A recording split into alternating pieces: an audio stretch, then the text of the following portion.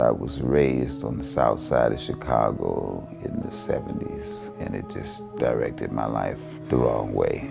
I got into gangs at the age of 12, got involved in drug sales, extortion, bank robberies. Probably was in those gangs 25 years. My son followed my footsteps and had got his life lost.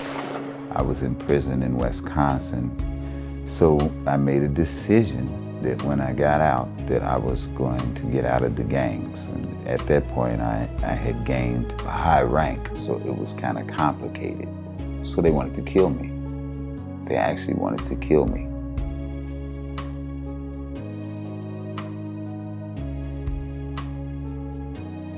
I had a lot of resentment, just things I wouldn't forgive myself for. And that just started eating at me, and I just fell into substance abuse of all kinds.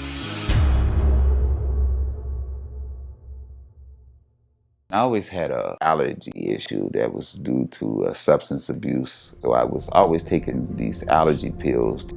Brought some allergy pills called Mucinex, and I took them within a 24-hour period that I had took some allergy pills earlier, and unbeknown to me, created an allergic reaction inside of me called Stephen Johnson's. I had crawled to my bedroom. My stepsister lives here in town, came over. She immediately called the ambulance. My skin was actually melting off of me. Kept me in an induced coma. At one point they wanted to pull the plug. Kind of a double story because I didn't know my mother.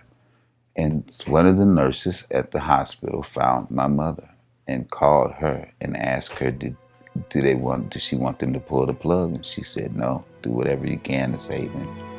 And I'm still here today. After I had got burnt, it had changed my appearance. 60% of my body was burned, disfigured. It burnt my eyes. I had 7 eye operations. In that, I had got terribly depressed and broken. So I got the idea of wanting to do the same pills combined with a bunch of drugs to take my life. I actually took the pills, throwed them all up. The same instant that I took them, it didn't work.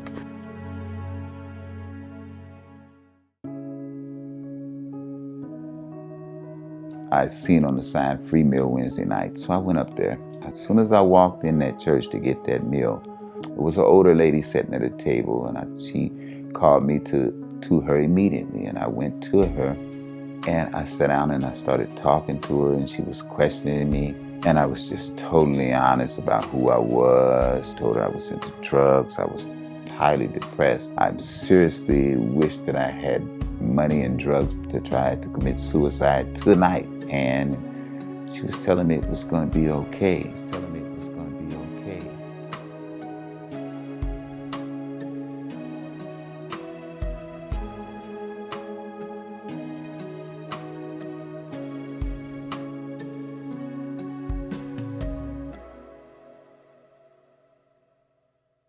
It wasn't until I actually came to the rescue mission and got involved in a Bible study.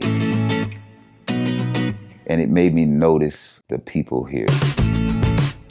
Staff, I started watching, and I just seen a joy. I said, wow, if I can get that for me, that might be what I need.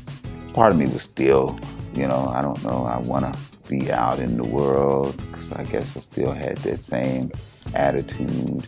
And I remember a staff member here telling me that I would have to change that frame of mind. And I just remember looking at him and telling him, well, that is the craziest thing that I've ever heard. You want me to do what?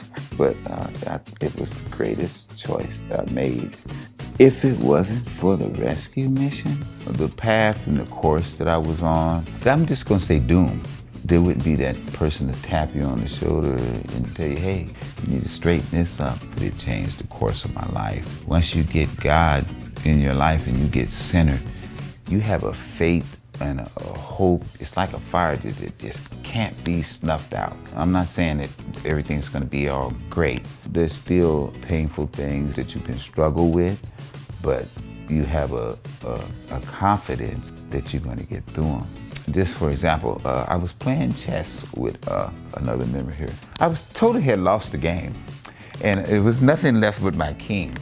And I insisted that he checkmate me. I mean, and I'm walking the king around, and he was like, "Are you kidding me? You don't have anything to fight with." And I was like, "Well, I'm still standing though." It's like that. It's just a confidence. The donors and the volunteers are the ones that had the greatest effect on me. It's just a blessing beyond the things that they do and give you. I went from gangbanging, dealing with drugs. I really thought that I would die doing that. I have no desire to do any of those things. I like to say that I am a 100% fully recovered man of God now.